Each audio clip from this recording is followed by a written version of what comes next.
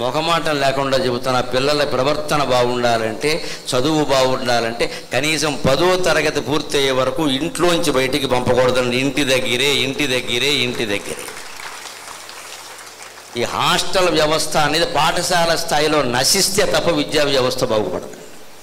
ఈ ఇంజనీరింగో మెడిసిన్ అంటే ఎక్కడికో పంపామంటే అర్థం. దానికి మాత్రం దేనికండి, జిల్లాకో కాలేజీ పెట్టేస్తున్నారు, ఇంకా పెడతారట. ఎందుకు అంత దూరం?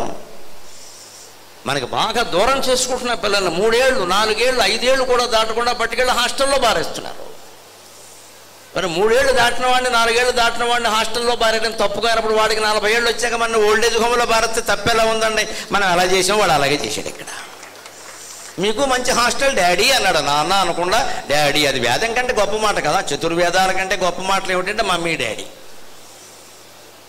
ఋగ్వేదం ఏమిటో మనకు తెలియదు, యజుర్వేదం తెలియదు, సామవేదం తెలియదు. మమ్మీ డాడీ ఆంటీ అంకుల్ ఈ 4గే మన జాతికి చతుర్వేదాలు. చతుర్వేదాలు ఎప్పుడో పోయాయి. మన 4 వేదాలు ఏమిటి అంటే మమ్మీ డాడీ ఆంటీ అంకుల్. ఇవే ఇప్పుడు. ఆ మాట అంటే చాలు మనకు ₹1,00,000 కట్టాలని సిద్ధంగా ఉన్నాడు. ఇక్కడ 10వ తరగతి అంటే 14 ఏళ్ల వయస్సు దాటుతుంది.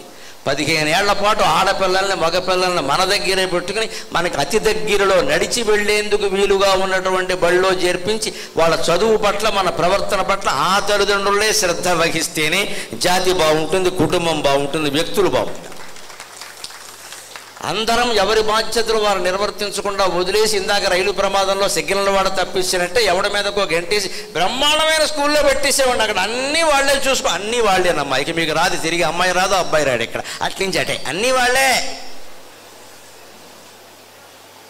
అన్నీ వాళ్ళే చూసుకుంటే మనం ఎందుకండి కన్నది పని లేక?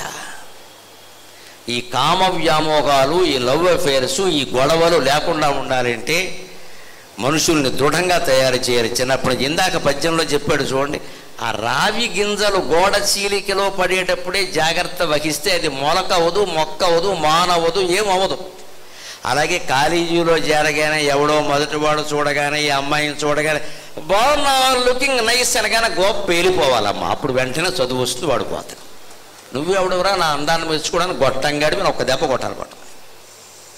ఆ స్థితికి అమ్మాయిలు ధైర్యంగా ఎదగాలి. ఎవరో రక్షిస్తారని అనుకోకుండా అమ్మ అమ్మాయిలకి ఏం నేర్పినా ఏం నేర్పకపోయినా కరాటే కుంగుఫు నేర్పండి. స్పష్టంగా గోపగలు కొట్టేయాలి. మళ్ళీ అమ్మాయిలకే ఫైటింగ్ బాగా నేర్పాలి. ఎవరు రక్షణ వాళ్ళు చూసుకోవాలి. ఎవరిని రక్షణ కల్పిస్తారు? ఇక్కడ దగ్గరికి వస్తే కాలు పైకెత్తంటే మళ్ళీ బతకద్దు ఇక్కడ మనిషి.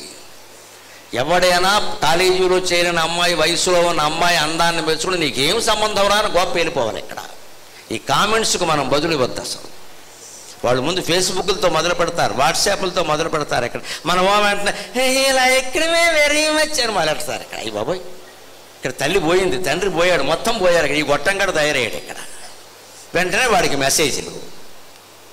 మొత్తం కొంపం పగిలిపోయాక, కొంపలు అంటుకుపోయాక బయటపడుతుంది వ్యవహారం. ఇంకా చదువు ఎక్కడ వస్తుందండి?